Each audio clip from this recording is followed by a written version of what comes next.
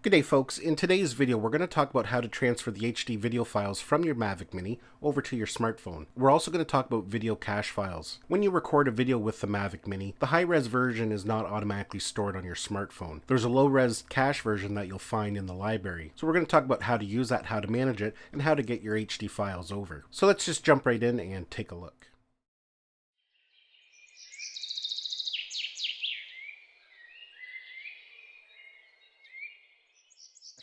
So cached video files are nothing new with DJI drones. They've been implemented for quite some time. A cached video file is basically a low-res version of the high-res version that's stored on the memory card in your drone. And the reason why only these low-res cached files are copied over is so it doesn't use up all the memory on your phone. You have the option to download the high-res version later if you so choose. Not everybody wants all those HD files on their phone, they'd rather edit on a computer. These cache files are very handy because you can get a quick look at the content you've shot that day. So let's just get at it here and we'll take a look at the cache files, how to manage your cache files, and how to import the HD versions over. So I was out flying today and just grabbed a little bit of content, and I've got the DJI Fly app open.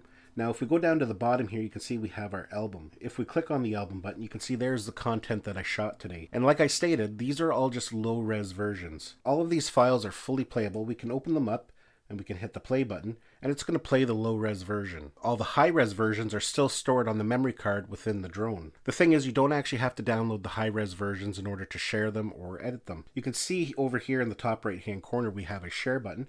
If we click on it, you can see it gives us all our sharing options. We can also click on this little pair of scissors here, and we can edit the clip. Now it might be a little hard for you to see here, but all these thumbnails have a little download icon, if you can see that up there on the left hand side.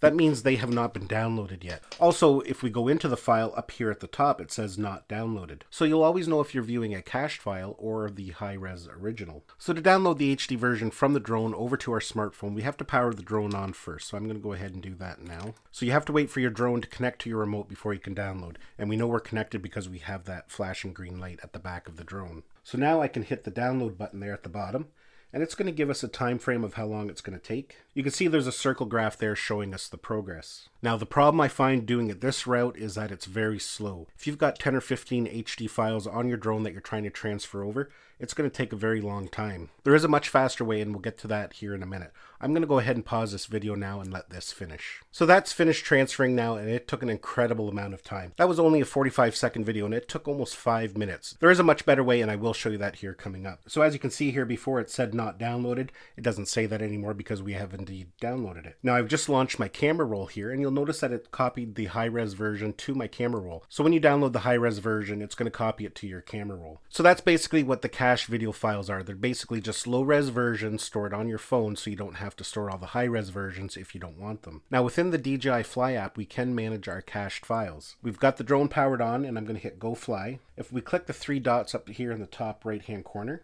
we then click on Camera, and we go down to Advanced Settings. You can see here there's a toggle button to cache when recording. If you don't want those cache files stored on your phone, you can turn that off altogether. You can see down here at the bottom, we can also set how much memory is set aside on our phone for the cache files. So basically that was a quick overview of cache files and how to download the high-res originals. So I've just connected my phone. I'm going to show you another way here to transfer over your HD files. We don't need the controller on and we don't need the drone on, so we'll go ahead and power it off. What we're going to do is just remove the memory card right from the drone. So this here is an SD card reader for an iPhone. It has a lightning end at one end. This is a great way to transfer content from your drone's memory card to your iPhone or your iPad. Most likely with your memory card, you got one of these adapters. You're going to have to use it. You're going to put the memory card inside there like that, and then into the dongle, and then we're just going to plug it into the iPhone. When we launch our Photos app, you're going to see this new button appear called Import. If we click on it, you're going to see here it's going to bring up all the content stored on that memory card. From here, we can select what files we want to import. Once you're ready, you just hit import. Then it gives you the option to import everything or just import the ones you've selected. Then it's just a matter of waiting. That 45-second file that we imported via the DJI Fly app took, like I said, about 5 minutes. That same file would probably take 10 to 20 seconds doing it this way. So all the content we had selected has now been transferred, and it gives us the option, do we want to delete the files or do we want to keep them? For now, I'm just going to hit keep. Now, if I go back to my camera roll, there's the content we just transferred. You can see that original 45-second video that we transferred, and this time around, I transferred a video that was 43 seconds, 6 minutes and 14 seconds, plus some photos. So we transferred all those large files, and it took less than a minute. It's a much better way to transfer, especially if you have very large files. Now, if you use an iPad to do all your editing and media management, you can do the exact same thing. If you have an iPad that has a lightning port, you can use that same lightning dongle on both your iPhone and your iPad. Or if you have the iPad Pro with USB-C, Apple actually sells a USB-C version. So I'm going to go ahead and plug it into my iPad Pro. And with the iPad Pro, you get a few extra ways you can kind of manage your media. We can launch our Photos app, and there's our import button there as well. However, another good way to manage the media is to launch the Files app. You can see here under Locations, we have a file called Untitled. If we click on it,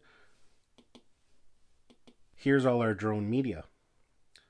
If it's a video file, we can play it and preview it.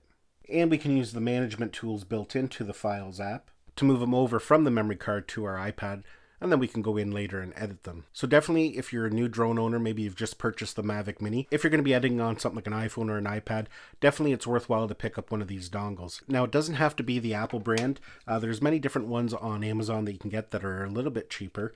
This one here is by Lexar. It basically works the same. It's got a little micro SD card slot there at the bottom. This one here is by Atom Elements. It's sold on the DJI website, and I do believe you can pick that up on Amazon as well. They're a little bit cheaper than purchasing the Apple branded ones, and they work just as well. Now, I can't really comment too much on Samsung or Android devices because I don't use Android at all, but I know there are similar devices and different ways to transfer content directly over from a memory card without having to do it via the drone. Well, folks, that's basically it for my video. That's how you transfer the HD video files from the drone over to your smartphone or tablet. Hopefully you enjoyed this video and got some value out of it. Give it a thumbs up if you did. Don't forget to subscribe to my channel so you don't miss any of our upcoming videos, and we'll see you in the next one.